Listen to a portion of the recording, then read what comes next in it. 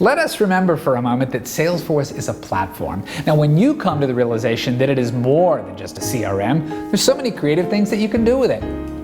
A common request I receive from companies is, can Salesforce handle inventory information? We want to integrate it to our ERP system. We want to bring that information across for salespeople to have access to as they're preparing an order or a quote. Well, you could do so much more than that. You could manage it in Salesforce. Remember, it's a platform. Having the purchase requisitions there. Sending out requests for quotes to suppliers. Once accepted, send those purchase orders. When the goods come in, receive those. Allocate it to a specific warehouse or to a work order if you're servicing equipment. There's so much you can do in Salesforce. Don't negate that opportunity as you're looking at it. Don't just integrate if you can have it there in Salesforce in real time.